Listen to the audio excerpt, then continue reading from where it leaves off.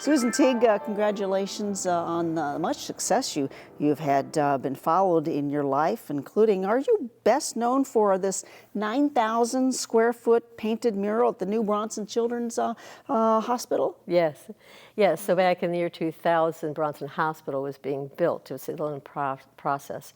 And they were looking for some muralists to paint the first 4,000 square feet. And so I submitted a proposal, and they liked the idea, and voila, that was my first 4,000 square feet in the Children's Hospital. When did you know you were going to be an artist as a lifelong talent? Believe it or not, it was 3 years old. My mother is an artist, or was an artist, she's since passed. And I was in the hospital for some reason at age 3, and my mom decided that she was going to bring me paint and a canvas. And how brave of her, because it was oils. So I sat there in that little hospital bed and I painted my little heart out, and I knew that's exactly what I wanted to do. Yeah. And I have. Yeah. Fill in a gap between now and maybe that first job after college.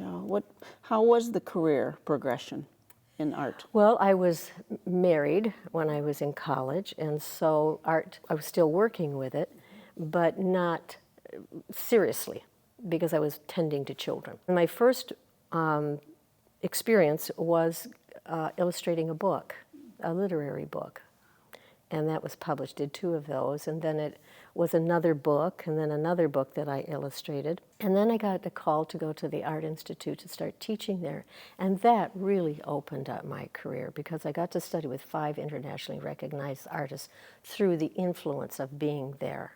It was amazing what I had learned, and so from there, the teaching was a big part. I realized how much I love teaching. I'm very good as an instructor.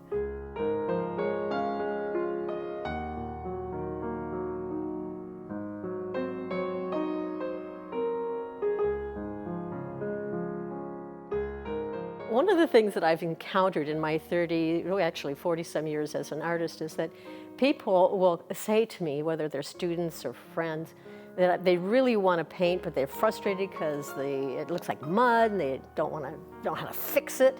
And so I've put together this opportunity here for an understanding of what color can do and what it can't do. So here is a color wheel, the mixtures of the primary colors, the secondary colors, and the tertiary colors. And what is very simple to understand is that once you start mixing colors that are opposite each other on the color wheel, they turn to mud. And that mud is kind of a neutral color. It's not warm like it is up here, and it's not cool like it's down here. It's neutral. So in a painting, we would want pure colors, we would want semi-neutrals, and we would want these neutrals that are in here. So I thought I'd tell you that we've got 9 different color schemes that are proven harmonious color palettes that if you use them, they're going to be successful, turn out to be successful paintings. The first one is called monochromatic, and that's just simply mono meaning one, chroma meaning color, and we'll just take one color, and I have blue over here, and we would just take this, and we could make mixtures, and I would take that color, and I could maybe make this really a dark shadow down in through here.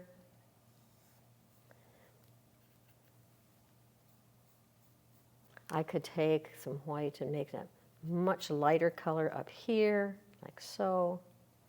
But all of this would be variations of just one color. Not many artists will tend to just work with one color, but it is guaranteed to be harmonious when you're done with it, and can be very pleasing. And here's a value up here that's much lighter. So you have all these variations of one color. Then we get a little more complex. We go into a complementary color scheme. Orange and a blue, they're actually opposite on the color wheel. If I start mixing these together here, like so, and I'll take a little bit of that blue and mix it together, I'm going to get a nice shadowy color back in the wall, on that back wall. This is where your mud and colors will come in very handy, because you don't want everything to be bright and brilliant, because then the viewer's not going to know what to look at. And then I will take the orange. Warm colors come forward. They look like they come in front of everything else.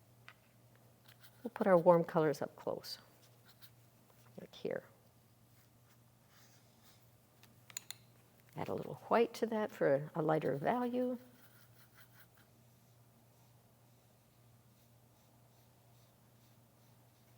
And then I will just put blue on the table here. Straight, pure blue.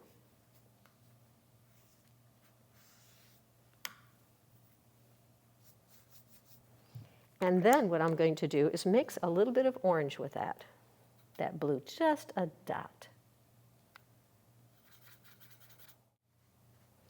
Now if I stepped back and I looked at this and I said, okay, well I've got a light, a medium, and a darker value here. But boy, that blue stands out like a sore thumb. So then I can go back and do another variation. I can mix a little bit more blue with this to that orange. Maybe add a little white to it to soften that up a bit. And now I have this neutral color that I'm going to put right on top of it. And it softens that up.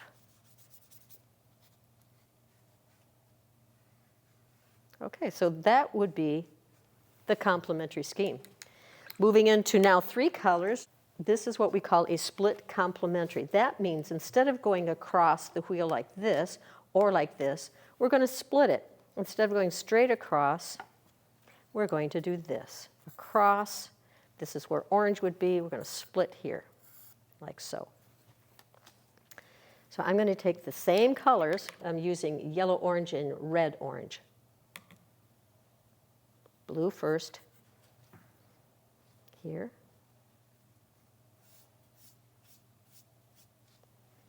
Make this the shadow. That's got orange added to it.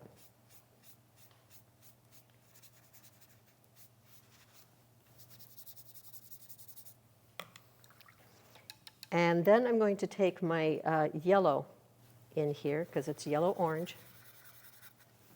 Put this on the side.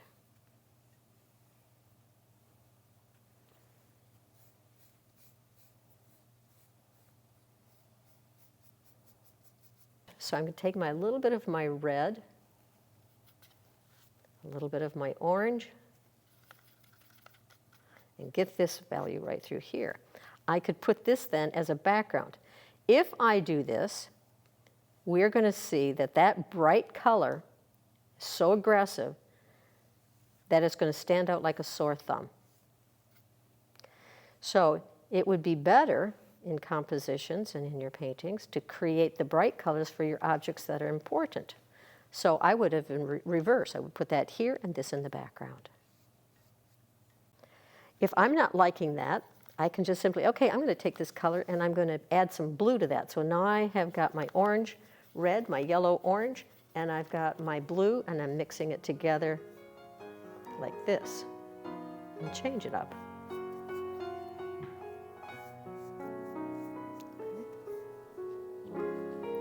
Okay, so those are 3 of the color schemes: monochromatic, complementary, split complementary. Back to present day, what continues to inspire you? Oh, I don't mean to be trite about this, but everything. I mean that with all of my heart, because life experiences, when they happen, they go into the well inside. And when that bucket of experiences is full and it gels, it pops out into an idea. This friend of mine, who's an artist, as an art teacher, elementary school, was retiring. She gave me a box of colored tissue paper so big, like this. And she said, I want you to have this. And I thought, I don't know what I'm going to do with this. I mean, You didn't tell her that. I didn't know. I said, thank ma'am." you. Yes, and I appreciate it. And I believe everything works together for good. So I didn't throw it away. Sat in my studio for 4 years. I went to California to jury an art exhibition, walked into the Mission Inn where they have stained glass windows. Thank you. They're from floor to ceiling. Extraordinarily beautiful. I saw one that had an icon in the middle of it, and I thought, that tissue paper color, I bet I could turn that to make it look like it's a stained glass window. And I'm going to do something with an icon with women, but you know, that's the gelling point. It's when something's brewing on the inside and it wants to say something, you don't quite know what it is, and you just take the lead, you let it flow through you, unexpected. And so I went home and I made to begin with. I made 7 8-foot high, 4-foot wide icons of fictitious goddesses. And the first icon that came out was Diana, D-Y-E-A-N-N-A.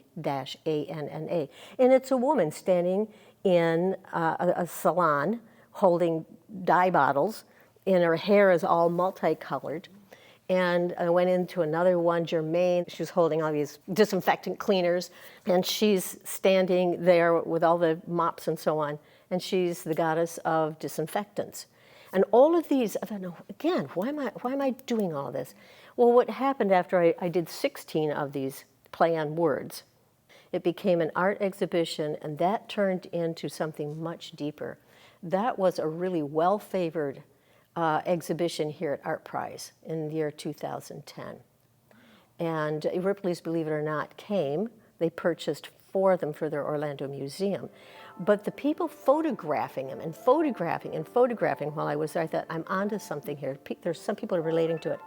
It turned into a book in which I wrote stories about these goddesses, but they're true, humorous, but true stories about women. So the exhibition is celebrating the contemporary woman and her spectacular humanness and her everyday story, but yet at the same time speaking to the core essence of her as a goddess in today's world. Thank you for being here, Susan. Thank you. Appreciate being here.